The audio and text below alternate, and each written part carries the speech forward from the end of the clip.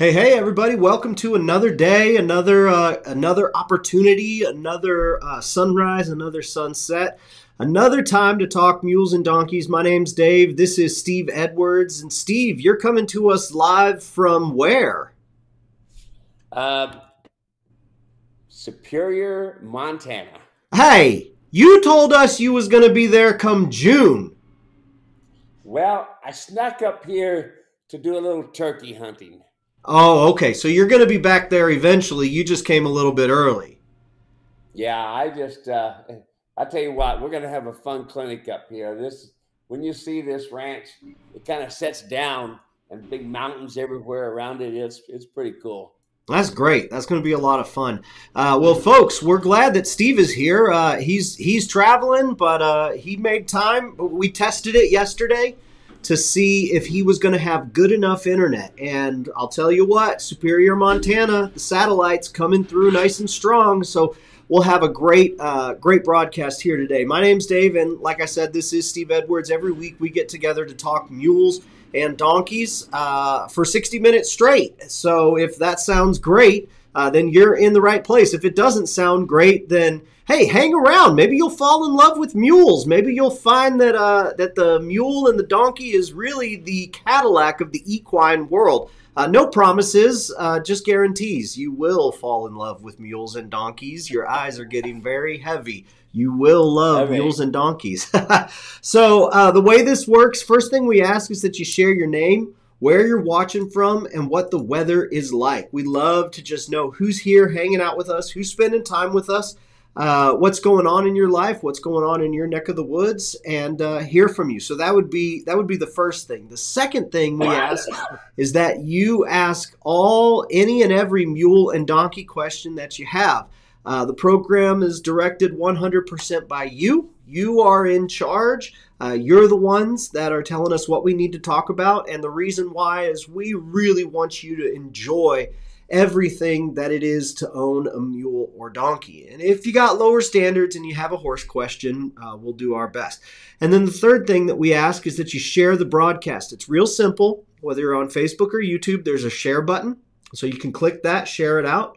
Whether you're on Facebook or YouTube, there's a like button. You can click that. And whether you're on Facebook or YouTube, go ahead and share a comment. Matter of fact, make that first comment there be you, where you're watching from, and what the weather is like. Steve, you are in Montana. When did you travel up there? What's it been like since we went live last week? Well, what I did, my brother and I uh, jumped on an airplane Sunday afternoon, flew up here to Missoula, Montana, and then drove another hour or so over here to the Den Ranch. He calls it Mule Hollow. Yeah, pretty cool. Anyway, we've got we've been having fun. My brother and I we haven't spent a lot of time together this past few years, so we're doing a little hunting, doing a little catching up this way. So we're hunting turkey right now. Gobble gobble. Well, I hope you get one. Got my Well, turkey let's outfit. hop. What's that? Got my turkey outfit.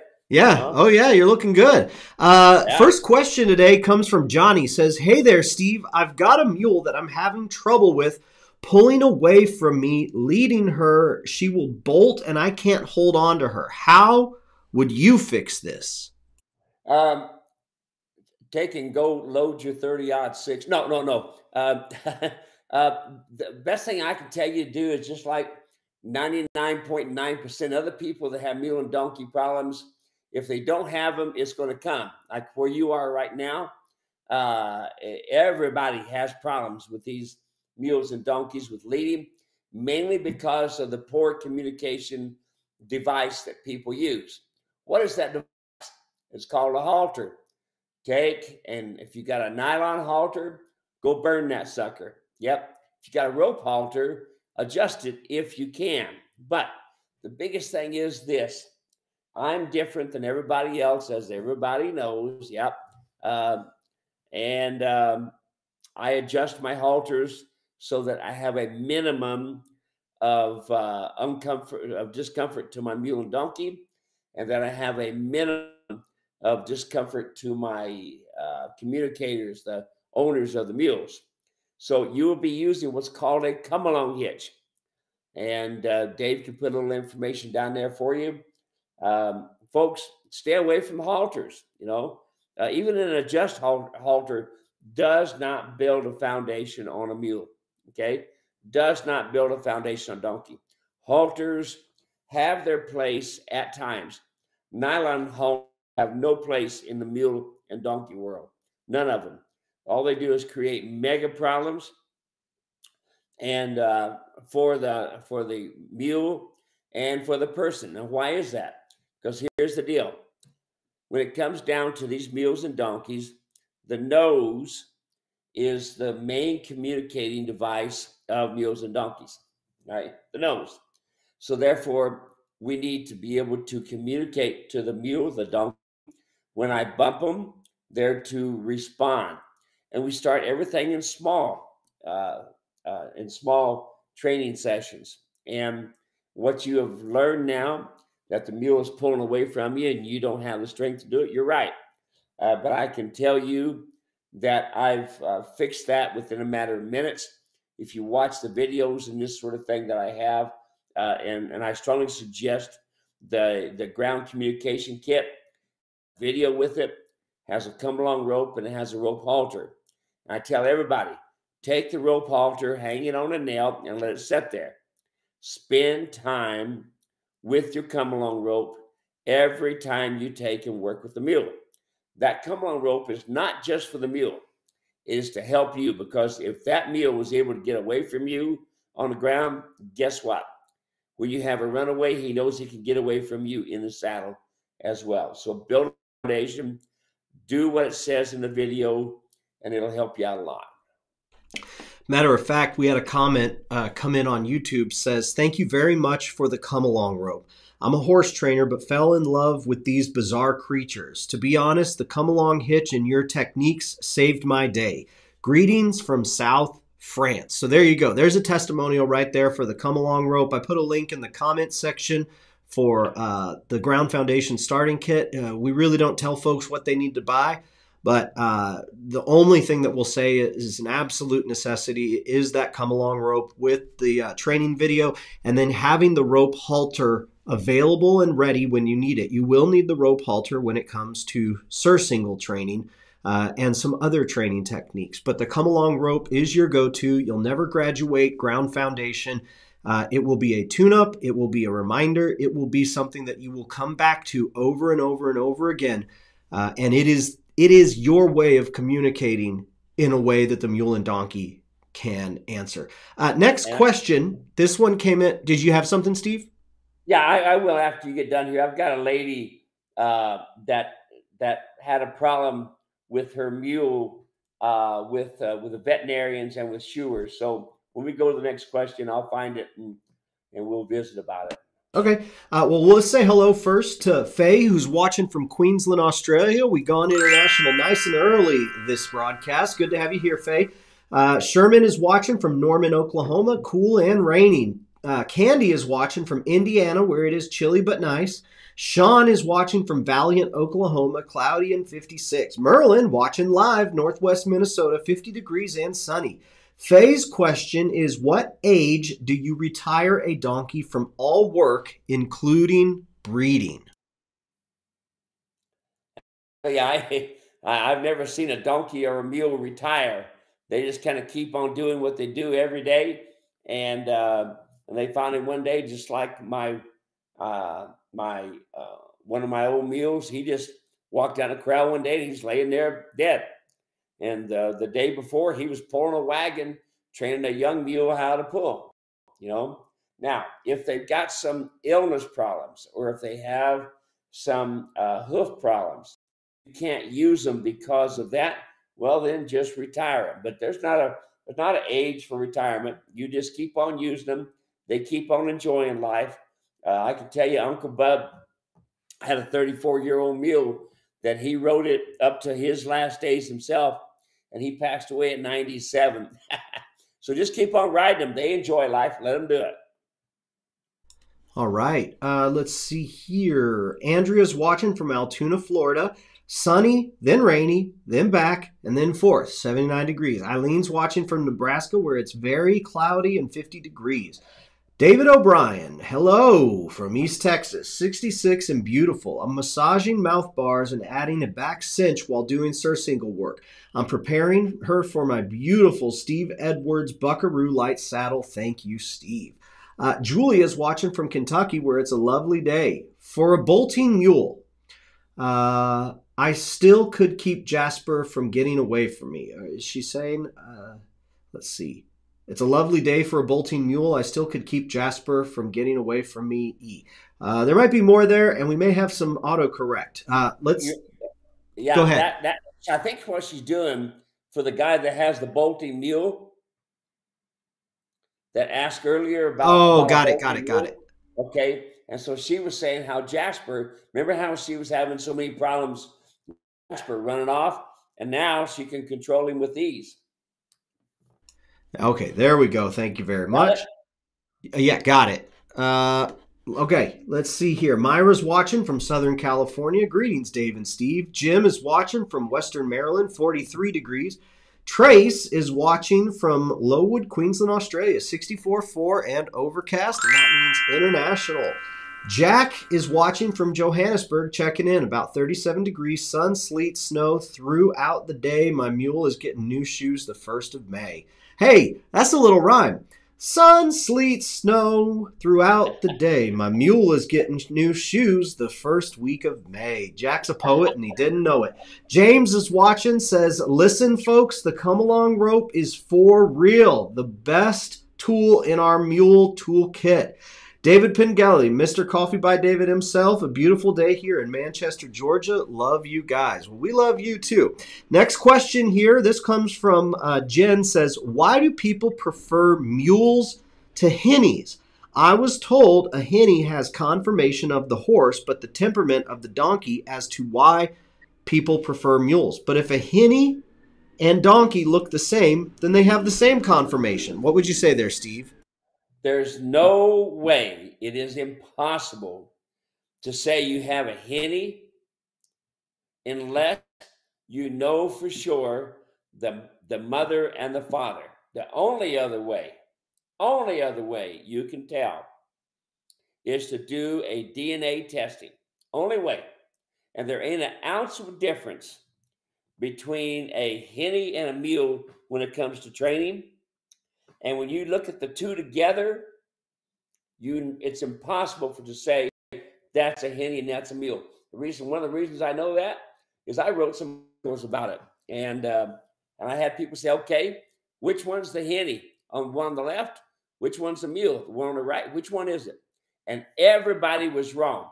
They were looking for more horsey kind of looking, keener head, different conformation. They were looking at that, and that's not it. Okay. Only way you're going to know is to be able to do a DNA test or know mom and dad. Now, I can tell you that I have found few stallions that wanted to breed a donkey Jenny at times. So the AI is the best way to do it. But I can tell you that there ain't a nickel's worth of difference between a hinny and a mule. Let's see here. Next question. This one comes from Annie. Says, when my standard size donkey is in heat, she acts up, wants to push me around, tries to jump up, and acts wild sometimes. She's in an individual pen. When she is not in heat, she behaves well. Even the come-along rope is a challenge to control her in heat behavior. Any suggestions? Yes, there's nothing you can do. Now, the come-along rope with her is the only saving grace that you're going to have, so to speak, and it's going to help your timing. Remember, folks, it's not the mule, it's not the donkey.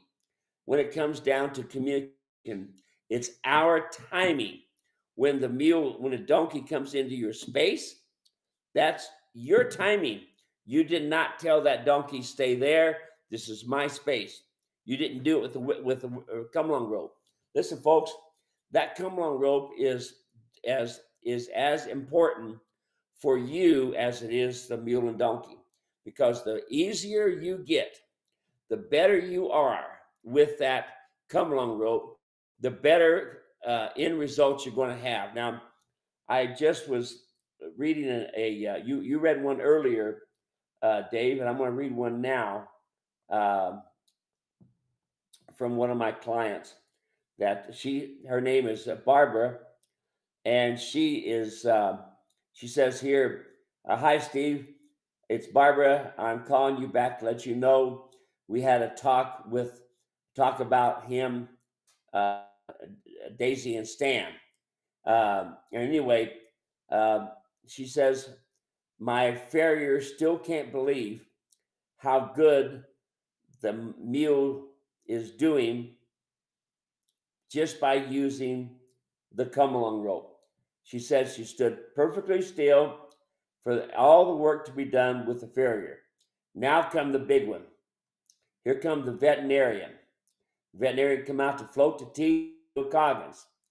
She said that the veterinarian was completely amazed and that he went ahead and gave her just a small little injection to kind of get her relaxed a little bit.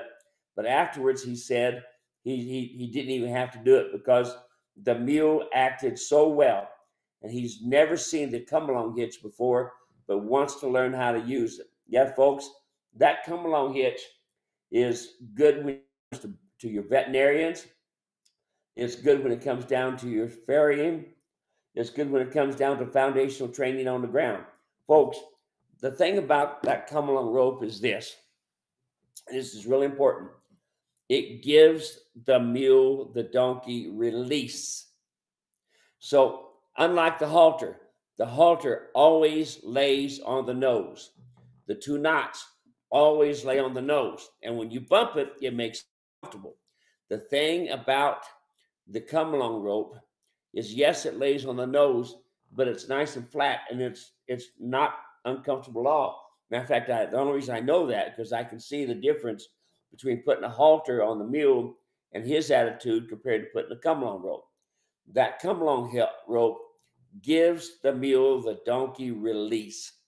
So when you go bump, bump, bump, and say stand there, well, when you bump down, you're creating discomfort. When you come back up, you're giving release.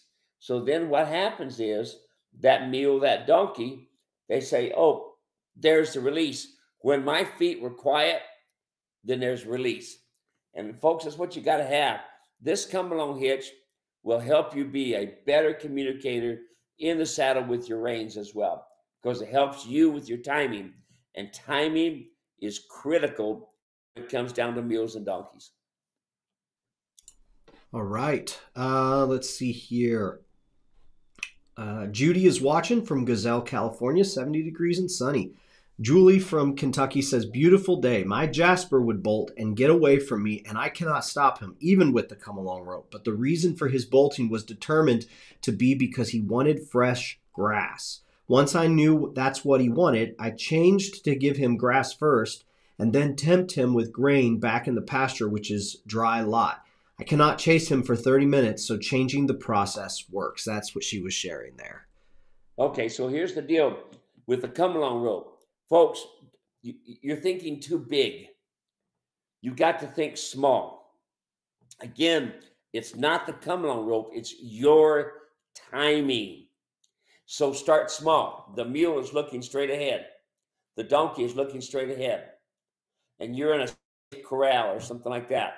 When the mule looks off to the right, bump him back straight. They look off to the left, bump him back straight. You see, the thing is folks, that mule, that donkey, as soon as his nose moves, so goes the feet. But see, you're already too late. I have held 2,000-pound Clydesdale horses with that rope, okay? And so it is timing that has to be. And yeah, I hear you. Yes, grass is it. But if you will watch some of my videos, you'll see me standing, and when that mule even touches a whisker toward that grass, I bump him. So you have to fix it when it becomes a small problem before it becomes a big problem. It's going to help you with your timing in the saddle, most of all, folks. Most of all, It's going to help you. So when that mule does something incorrect, bang, you can fix it. All right. Sabrina, let's see here. Sabrina is watching. Hi from sunny and warm Central California. Thank you for another informative day. Trace says, Henny to mule. Mules are just more prevalent. Hennies few and far between, is what she says. Judy says, so to be clear, a Henny is going to be as good as a mule when it comes to behavior. Correct. And the behavior is as good as you are. You hear me, folks? This is really important. You are the herd leader. And if poor behavior is shown, the majority of the time, it is my timing that doesn't fix that behavior when it becomes a problem. Now, can you have behavioral problems with mules that are natural and they just don't have it together? They don't have a good disposition? Yes. But always remember, you are the herd leader. You dictate that mule needs to be straight. You need to dictate when that mule eats, drinks, walks, everything. And then once you get that, it's really easy after that. It goes really simple. Let's see. David says, David Scholl, good day, Steve and Dave from Queensland. That is again. Rory is watching from Southwest Ohio, where it is partly cloudy. Next question we have, this one comes in from Jessica. Steve, will your mule's saddle fit a draft mule too? Yes. If it's a mule, if it's a donkey, my saddle fits. Folks, remember, I don't go by muscle mass. I go by bone structure. So yes, if you go online, and Dave can give you a tracking to find the address, and go to Mastering the Saddle Fit, you will see me fitting everything from a 13-2 pony mule up to a 17 high Percheron mule. You'll see the difference between the two, and you'll see the tree setting on those. Folks, everybody looks at size. It's not size. Always bring your thinking when you work in mules and donkeys down smaller. Think smaller all the time. And when it comes down to the saddle, only think structure. Your muscle mass changes within one ride. Watch that 6 hours of Mastering the Saddle Fit, and you'll learn a lot. Then call me. One of the questions that I had following up on the Henny, where did the myth come from that the Hennies are that much different than the mule? The myth comes from lack of knowledge, because so many people will take one mule and say, oh, that's the way they are. They'll take one Henny or one donkey. Oh, that's the way they are. No, no, no. There are different dispositions all the time that you're dealing with. And those dispositions need to be dealt with, And so when it comes down to these Hennies, there was a lot of suppositions made up, maybe some stories made up, maybe somebody who had a particular thing happen with a Henny and thinks, okay, all Hennies are that way. No, it's not. All Hennies have small ears. No, they don't. All Hennies have small heads. No, they don't. All Hennies, no. There's really no difference between the two. Next one came in, says, Steve, I'm looking for a half-breed bridle to start my mammoth donkey. I think I heard you say in one of your videos that this is what you start mules in, and I think it would work well for my donk. I can't find one with a detachable crown piece to go around the long ears. Do you know where I can get one? Do you sell them? Beta Biothane would be best. And so I'm asking because I don't know what a half-breed bridle is, and I don't know that I've ever talked about detachable crown piece. What does Laura have here and she trying to do, and can you recommend something for her? I have no idea what a half-breed bridle is. And I deplore the unsnapping behind the ears to take a bridle off. You can, look, folks, measure your brow band. It should be 19 inches minimum. You should be able to put the ears of that mule and donkey in that bridle with ease. Now, people think, well, oh, it's hurting them. No, it don't hurt them. It don't hurt them. I've eared them down. I've had that ear in my mouth, chewing on them, eared them down. I have, okay, because I had no other way to control them at that time, where I was. And so uh, I have beta bridles, I have leather bridles, and you can go online. Dave could probably give you a hook up there on the address, and you can find them. But folks, don't go around the problem. Go to the problem and fix it. If they got an earshot problem, fix it. It's not important to ride. It's important to fix the problem. It's like your car. You got a mechanical problem, you fix it before you can drive it anymore, or you can fix it so it'll be safe. Well, fix this so it'll be safe. What you need to do. All right. Next question. This one comes in from Joe over on YouTube. Says, does a mule have a different bone structure in the nose? No, they're no different than horses or mules. It's longer. The palate is different too. But think about this. When I tell you to put the halter 2 fingers above the nostril, there's hardly any bone structure there. None. Okay. It's just 2 places where the breathing is. All right. Where the nostril is. Jolanda from the Netherlands, she sent us all kinds of information, which we've got someplace, David, you can probably give to him, that shows the skeletal structure of a donkey and a mule, and showing the skeletal structure of a horse, so that people can see the difference in it. And she found all the information out. Good for her. This next question, this one comes in on YouTube, says, I'm watching from England. I have a great silver mule. She is faster than most horses. Some guys bet me to race another mule. I've prepped race horses before, but I've never prepped a mule for a race. Do you have any tips? Just get them in condition. The biggest problem with any of this stuff is always conditioning. Packing back in the mountains, pulling a wagon, in conditioning. I always feed whole oats. I do not feed a crimp oat.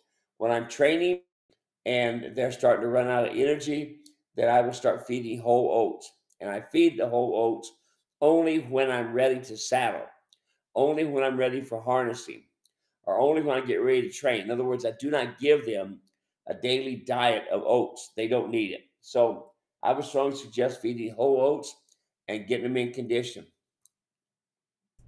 This next question comes in from Kathy. Says, Mr. Edwards, I've had my mule for 2 years. She is now 22 years old. Not all the time, but some of the time she decides to drag me. I am 70 and short. I purchased your training combo. Could you possibly recommend some of your videos that would help with understanding the come along? When we walk out, should I also have her on a halter, like going to the trailer or trail riding? I've been watching all of your videos and you have a lot. Thank you for any help you can give me. Okay, I basically tell you folks, use the come along hitch everywhere. Everywhere. When you go to take them, put them in a trailer, come along hitch. When you go to treat them, lead them from your corral, your pasture into where you saddle, come along hitch. If you look at some of our past talk shows we've had here, a lot of people are starting to send us pictures of mules that are standing and being quiet because of the foundation they did with the come along hitch. Start small, folks. I keep telling you, this is what's really important. We've got a lot of different videos out there, Dave. If you guys suggestions, that's one of the things. We've got a great video on YouTube. I'll find the link. One of the things I've wanted you to do for a long time, Steve, and I understand the reason why it's hard to do it, is I said, I think folks just want a checklist of what they need to do when they go out there and they start. And rightfully so, you say, well, you can't give them a checklist because every mule's going to be different. Every mule's going to have different response. And you may wind up staying in the same place for a long time, and that's okay. And so, one of the things that I've learned, I think it was Kathy that asked that, and just listening all these years and hundreds of episodes, is that what Steve's saying is true. You start small, and really, my opinion from what I've seen, and Steve can correct me or edit what I say. My opinion is that what I've noticed is that small and consistent is better than any type of dramatic and huge training exercises or something like that. And one moment where I really felt like I had a breakthrough and understanding, we were at a clinic out at Queen Valley Mule Ranch last year, and we had a couple that had a donkey or a mule right there, and they were just having a hard time controlling the animal. And as we were standing and talking, this mule was right next to her. She was holding on to the come-along rope, and the mule was just going all over the place. And as I'm watching, I'm like, she's training right now. Even though she doesn't realize it, she's training right now. And this mule is learning that I can do whatever I want. No matter where my owner is, no matter where my herd leader is, I can move over this way. I can sniff their shirts right here. And I kind of stopped. I said, hey, right now you're training this animal that he can move his head anywhere. You need to, the second that he thinks about anything other than being straight, you just jerk on that come along rope so it gets the nose lined up and he gets straight again. And you can talk, that's fine. But as soon as he decides to do this, you got to yank and tug on that come along rope. And just that little thing right there for the 10 minutes that we were talking, that's the type of training, small consistency that I've seen Steve teach over and over and over. Now, of course, when you come to a clinic, the great part about a clinic is that you see everything, you get to touch it, you get to ask questions, and there's only one replacement for a live clinic, and that is live training on your own out in the stall, out in the gravel. That's the only replacement. Coming to the clinic gives you some tips, but everything Steve does in the clinic is accelerated. And so you feel like, well, I got to move on to something more quickly. And it's like, no, you don't. If your animal won't stay straight like this, don't move on to anything until they can stand there and you stand there and they just stand straight and they don't do anything. And that right there, that's the type of communication you're looking to give. Like, these are the things that I've seen. And so when you're having trouble with the come-along hitch, it's not about, big grand training gestures. It's about find one thing, get them to obey and listen in that one thing consistently. And it may take one day. It may take 2 days. It may take 4 days, 4 times out there. You don't have to train every day, as Steve always says. It may take 4 training sessions. And then eventually they get it. And then you can move on to something else. But you don't have to do these big things. Yeah, it's all accelerated at the clinic. But that's just so that you get to see the development. Really, you want strong, steady, small consistency. Did I hit it, Steve? Right on the money, man. Wow. That was a good message. I've been listening. That's what Jesus wants from us too. He's not looking for these grand shows of faith. He's just looking for strong, consistent, simple obedience, and he can do a lot with that. Oh man, you can do a lot with just simple obedience. Let's see here. Roger is watching from Milan, New York, 60 degrees and sunny. Scott is watching from South Carolina, where it's 66 and overcast. Bill is watching where it's 55 and cloudy, and he has shared to Mules of Ohio and Mules of Indiana. We got your request on both pages for the tractor bucket today. There you go, Steve. Bill's taking care of you. He's looking out for you. Scott sent us a video. Is that the one that I've got here? Yeah, with the hobbling on the mule. All right, well, let's go to that one right now, Steve. Let's put that up here. Okay, so Scott sent me this video of him hobbling the front foot of his mule. And you can see the mule, there's a stake in the ground, and the mule's eating grass. Notice right now, the mule is side passing. Yep, they know how to side pass. You just have to cue them. So now, what's everybody think here? Here's the main thing I would do that I would make different. Always hobble a back foot. A back foot. That way, the back foot doesn't get hung up around the rope and you get over. A back foot, the mules will go on the end of it, and the nose will be pointing toward the corrals, and toward and this rump be pointing toward the stake. Okay, so always hobble a back foot. Now, you notice how he's got a big kind of fluffy hobble on there. The downside of that is this: when that hobble gets wet and muddy and this sort of thing, it'll be a miserable thing and will eat up a lot of hair. So I use a small hobble, and it doesn't have any fuzzy stuff on it. And one of the things you don't want to do is use the fuzzy stuff because it gets mud, stickers, and this sort of thing. But you want to use something that kind of cleans itself, and that's what I do with my Beta hobbles. It works really good. But this is a way to hobble for grazing. You don't hobble both front feet and let them just go where they want to go.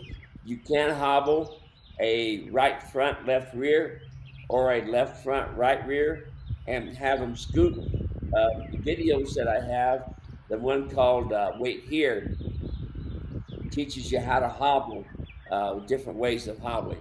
But great video, Scott. Good for you. This is good for these mules, folks. But the only thing I would suggest, Scott, is hobble a back foot. And the other thing, I wouldn't use a great big hobble like that. You'll get mud and stuff in it in the future, and it could be a problem for you. But thanks for sending the video. Yeah, that's fun. We love that. I'll put a link in the comment section for the hobbling video. It's hobbling, basics of hobbling, highlining, and picketing. Hobbling video. Y'all can check that out in the comment section. It's there. Steve, next question. This one comes in from Jensen James on YouTube, watching from Aiken, South Carolina. What do you have to say about restarting a retired Amish mule? Thanks so much for all the videos you do. I'm a 30-year horse trainer. Through my rescue donated time, I have come to own retired 18-hand Amish mule. I've been giving her downtime but working in hand with her. She's fearful but has come around hugely just from spending time grooming, walking in hand, sitting with her, and just being kind but also being firm about no, you can't drag me. No running in the field, won't make me go away. Yes, you must be caught when I come to you. I've just tried to reflect balance of personality considering all she must have dealt with in the auction house. Hope this makes sense. I'm a horse trainer looking for mule advice. Thanks so much. Good for you, Jensen. Steve, what would you say to Jensen?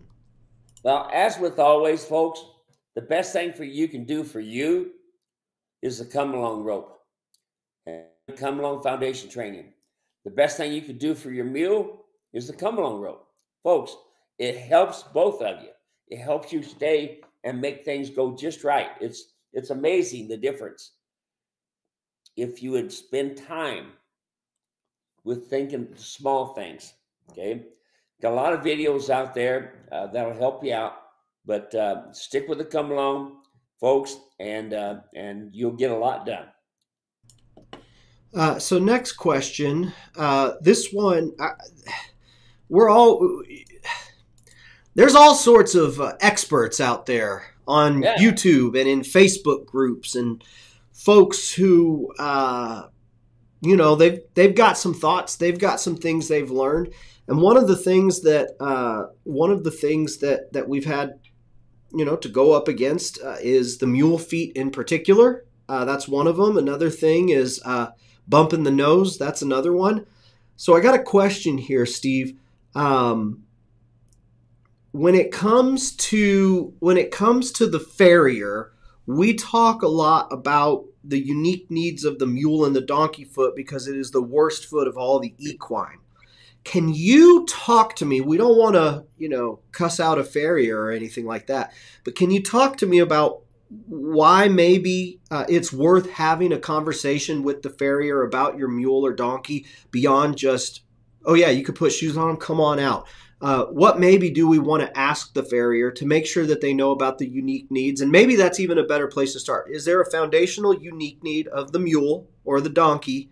And then how do we communicate with the farrier to make sure they know what we're wanting them to know? Yeah. Well, farriers should understand a balance. Balance is the number one thing when it comes down to doing farrier work, whether it will be trimming, whether it be shoeing, corrective shoeing, whatever. Okay, balance. That's what's really important. Now, with the donkey, contracted heels is so major prevalent. Just about every, probably every single donkey I've ever seen has got contracted heels. And a lot of it is from not trimming it short enough. And a lot of it is flat being a donkey. Can you fix it? Yes. The thing with the donkey is the heels will contract in. Like I share with folks all the time, when it comes down to contraction, you have your back of your heels, and then one side will start coming in. Well, that puts pressure on the frog right there, and you end up not having a good pump with the frog, not pumping up and down blood up and down the leg correctly. When it comes to your farrier, have them explain to you how they're going to fix the contracted heel, and have them explain to you how they want to balance the foot. So the balance of the foot is this: the measurement of the slant of the hoof needs to be the same as the shoulder.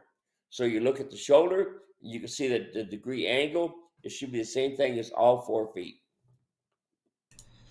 Next question. This one comes from Marcia. Marcia's always got some fun questions for us. She says, my mules down in the barn have radio on 24/7. I don't know how it got turned on. Maybe one of them did it, but now they leave it on. No, I'm just kidding. I added that part in there. My mules down at the barn have a radio on 24/7. It's mostly for me because it's all music and hardly any talk. Do you think the mules like it? It's on low, and it plays a mix of bluegrass, classic country, folk, and blues. I think they like it. I have an old shoe just like that hanging on my mailbox post. She was commenting on it. But what do you think? Do mules like music? I have no idea. I know people can teach. I've seen trainers teach horses how to, quote, dance to music, but do they really understand it? I don't think so. I can tell you my dog does. Oh, yeah. How do you know? My dog watches TV every night. That's how he eats. All right. Did you teach him that, or is that just natural? It's what he prefers. He likes to sit and eat his dinner and watch TV. And we watch Grit. The old westerns. Yeah. There's cattle up there and horses, and he's got something to do. So he'll come over and come between my legs and sit there and watch the videos, and then he'll eat a little bit and then watch. And when the cattle come out, he'll go off after looking for the cattle. Where are the cattle at? Do you remember when I told you about the first time I put Grit on? Oh, yeah. So, folks, get this. This is hilarious. So we'll talk about Grit here. I'm sure many of you guys have watched it and enjoy it. We'll talk about Grit. And I was like, oh, man, I never really watched it. So I was flipping through the channels at home, and I saw Grit. Hey, this is the channel that Steve and all our friends on the Mule and Donkey Show are talking about. I'll put this on. And so I'm sitting there with my boys, 10, 9, and 6. And I was like, boys, come in here, watch this. And so we sit down, and I put on Grit. Well, the first scene is this cowboy sitting in front of a campfire.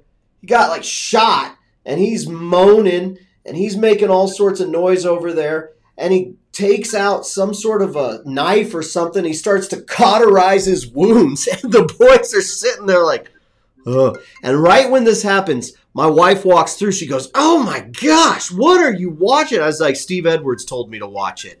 And she goes, he did not. I said, yes, he did. Steve Edwards and all the people on the Mule and Donkey Show, they said Grit's the best. I said, boys, don't look away. You need to watch. No, I didn't say that. But yeah, that was my first experience with Grit, this old cowboy cauterizing a bullet wound. So we'll give it another shot here. Yeah. Judy says, does the foundation video with the kit, so the ground foundation starting kit with the halter, the instructional video in the come along, does it explain it pretty well? And so I'll answer real quick, and then Steve can comment on. Yes, but you're going to want to keep learning. So what I found is that it will show every mule's different, every situation's different. Matter of fact, every mule's different, and every day is different for that mule. So, there's all sorts of variables. In the video, Steve shows you, of course, in an accelerated format, the basics of how it's meant to work and how to put it on.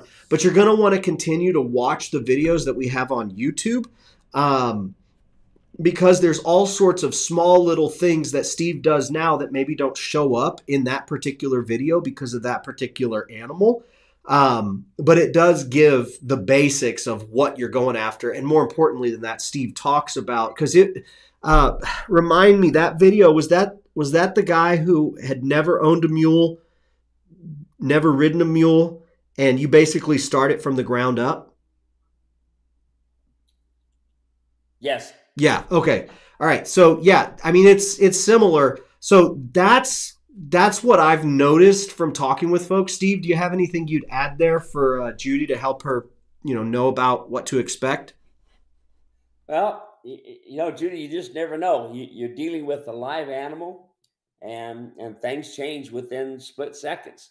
So you just need to take it one day at a time, learn, and you're going to make mistakes. Everybody's going to make mistakes, but just take it one day at a time, learn. And bring your mistakes here, because we can help you sort them out. Often it's just a teeny tiny little shift that you need to make, and all of a sudden you're like, Steve's a mule whisperer, and in fact he is. Debbie says, I have a 9-year-old, 15.3 hands high. He has great ground manners, but when you ride him, he is very looky. Walks out slow like. He really doesn't want to be out there. He has spooked, took off running, stopped suddenly, and dumped my husband. Now the mule has no respect for him, and my husband won't ride him. I'm fine with riding him. How do I get him to relax and trail ride? He does love the arena. I don't. Debbie from Arizona. Okay, Debbie, here's the thing. It's an equine, flight and fright. They all are looky. That's why I tell you, folks, straightness, just like driving your car. Just like driving your car. This is really important.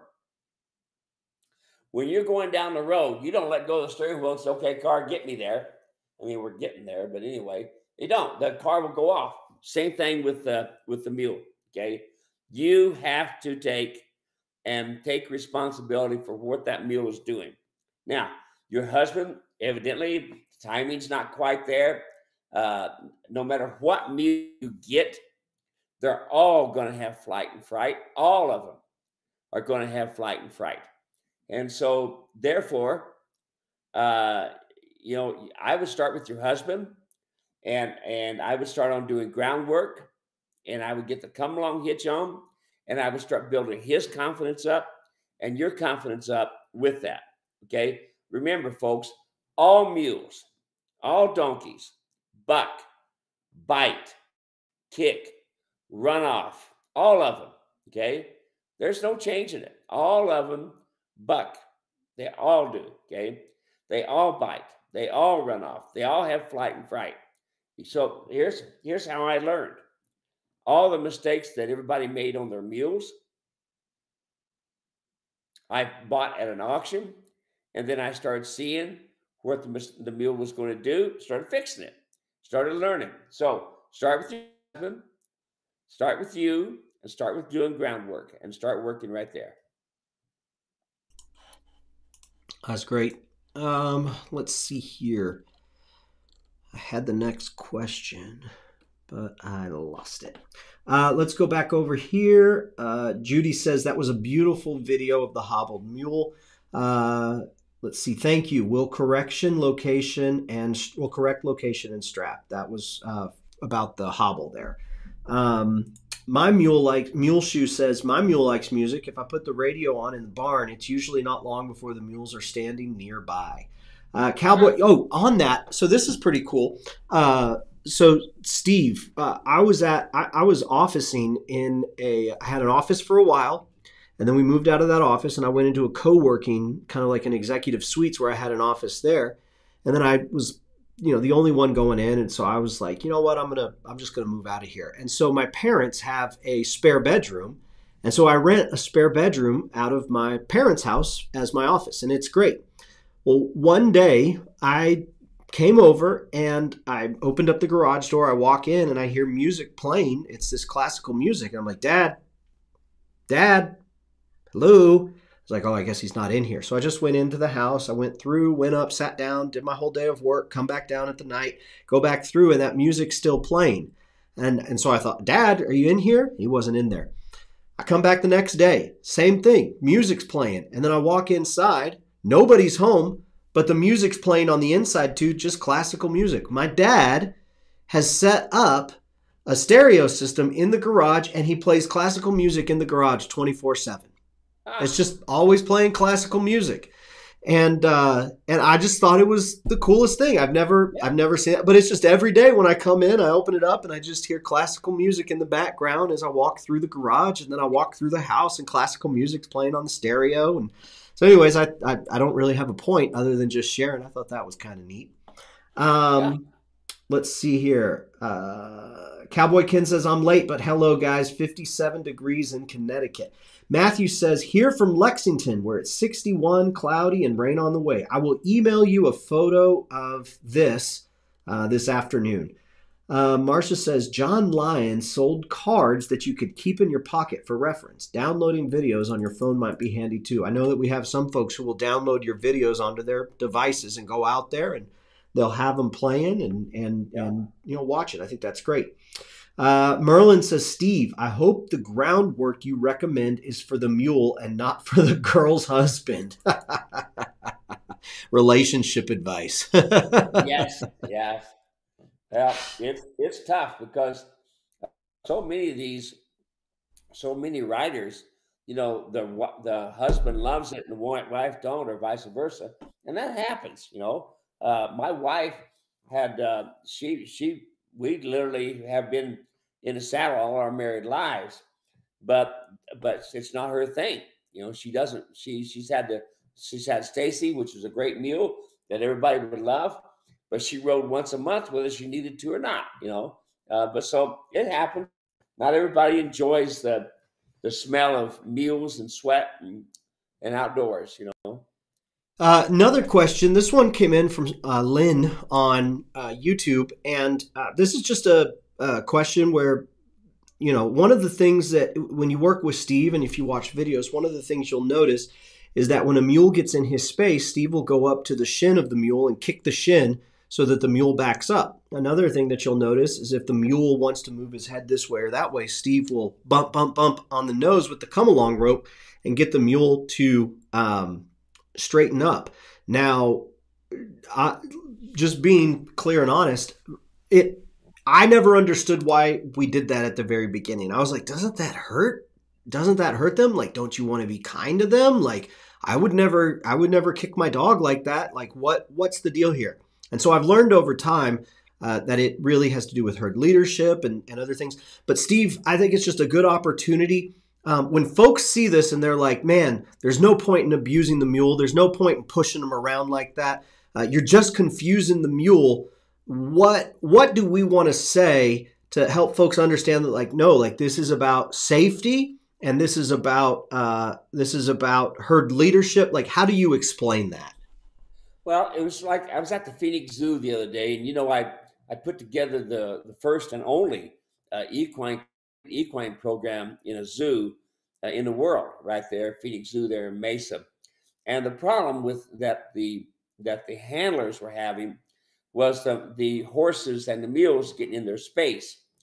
And so I would show them a simple technique using the come along rope. So at first, my rope is like this. Now I tell people never pull on them, okay? But my rope was like this. So I'm going bump, bump, bump. No response. I take a hold of my rope like this. I turn my wrist, bump, bump, bump. So I asked, now I told, and then bump, bump, bump, bump, bump. I demand it. Now, then you can watch the horse. Okay. Notice I'm saying horses because they got a lot of horses there at this thing. So then you watch it. The next time, since the horse understands this language, asking, telling, demanding, the leader of the herd, she pins her ears when a new animal is coming in. Let's do a scenario. A new animal is coming in, and she pins her ears and she says, "Don't come a little closer." Well, the new animal comes on in. The new horse, the new mule comes on in, comes even more. She says no. She pins her ears. Then she swishes her tail. So she asks. Now she's telling. And then what does she do? She spins and kicks, demanding. They understand ask, tell, demand. So when you're working with their nose and you go bump and they don't respond, then you go bump, bump, and they don't respond. Bump, bump, bump, then they respond. Okay, now they're going to remember ask, tell, demand. Then you'll go back, and we got videos of this, Dave, where people can see this. Then they go back and you just wiggle it slightly, easy, and the mule responds beautifully. So see, we only had to do that harshness just for a split few minutes. Okay, you don't have to do it all the time, folks. But here's your choice: either have the mule create rope burns in your hands and take off and start developing bad habits, or fix it while it's small and make him uncomfortable for just a few minutes. It's a very easy thing to do, but folks, it is natural horsemanship at its very finest. Natural horsemanship. You know, this stuff of natural horsemanship got blown completely out of place, and we got to where it wasn't even the correct way of doing it. You know, a very good friend of mine, Dr. Robert Miller, wrote a book, Natural Horsemanship Explained. Okay, and he talks about natural horsemanship, what it looks like. He also wrote an article about me in there as well, and how I use natural training to communicate with the mules and the donkeys. And the biggest thing that's used is the come along rope. Yes, that come along rope makes the difference. And if you use it wisely, it works perfectly. The biggest problem with people is this: it's them. As soon as they point the finger and say, mule, you're the problem, or horse, you're the problem, or donkey, you're the problem, you got three more pointing towards you. You're just as much the problem as that mule and donkey. Okay, I've done it time and time again, where I've showed people how easily it is if you use just 5 simple things: ask, tell, demand, comfortable, uncomfortable. And once you get that, you'll be such an awesome communicator with your equine, a horse, mule, or donkey. Yeah, the point isn't to continue to have to bump. The point isn't to continue to have to kick them in the shin or push them back or anything like that. The point is to teach them and train them that you are how many pounds is just an average mule? 600 pounds? No, about 900 pounds. 900 pounds. You are a 900-pound animal that could crush me if you wanted to. Yes. You are 3, 4, 5 times my size, my weight. And if I let you do whatever you want to do, that's bad for me. That's bad for both of us. Yeah. And so the point isn't to bump, bump, bump. The point is to teach to the ends where that animal knows that you can ground tie. You just put a come along rope on them, drop it, and they just stand there because that's what they've been taught to do. That's the point. And you have to tune up, and you're going to have to take time to reteach them some things and to clarify your communication. The point is to not get out there and just yank on them. And even the point, it's not to yank, period. It's to communicate. It's to tell them. And it's to make sure that you are set up for this. It's not safe, but you are set up for the safest interaction and experience, and so are they. And so, and we may differ on our training techniques, and that's okay, but we're not afraid to have a conversation about it. Bill says, what's that?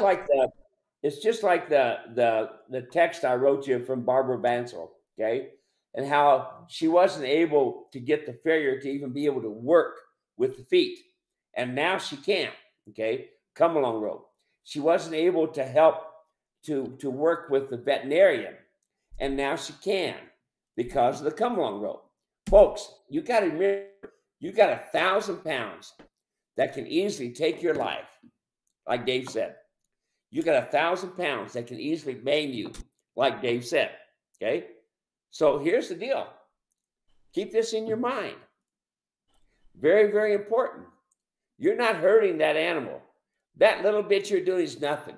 Just think, if a horse spun and kicked you, oh man, that hurt. But if a horse spins and kicks another horse, they just, no big deal, you know? So think about that, folks. Your little bit of bump is nothing compared to what the biting and the kicking that the herd leader would do.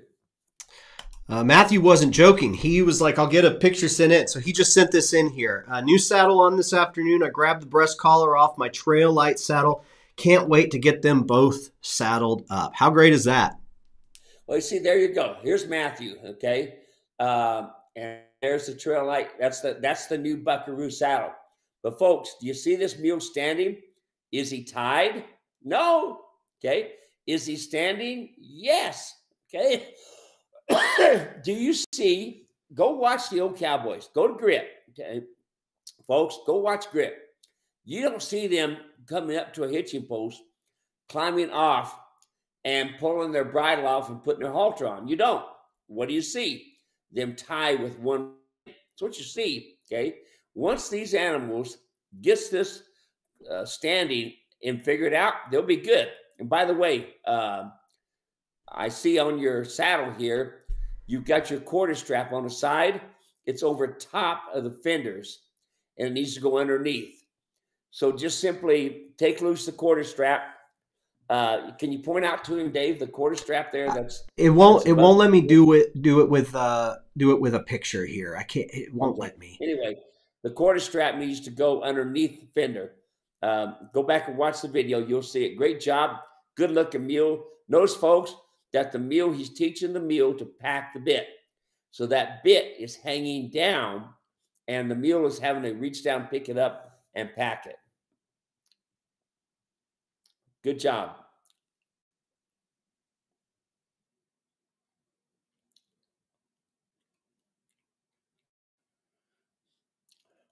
So you can see that quarter strap, it's going above the fenders and it needs to go underneath the fender. So we can either pull the saddle off and pull the fender up through or take loose the strap, either one. Other than that, good job. Steve, is this one a little forward or is this okay? The saddle is just about right. Okay. What about the cinch, this front cinch? The front cinch is at an angle. Notice I always tell you all that. That's at an angle. So that's the way it is. And you can't quite see it unless you're really looking, but that front cinch is almost 3 inches from the front leg, and that's perfect. Okay, so, great. But notice how the back cinch is straight up and down, and the front cinch is at an angle. And that's why you have to have the back cinch be the tightest. That's great. Thanks for sending that in, Matthew. That's a lot of fun. Really appreciate that. Nabil's watching. Peace to you, Nabil. Janine is watching. Says, I still have the cards.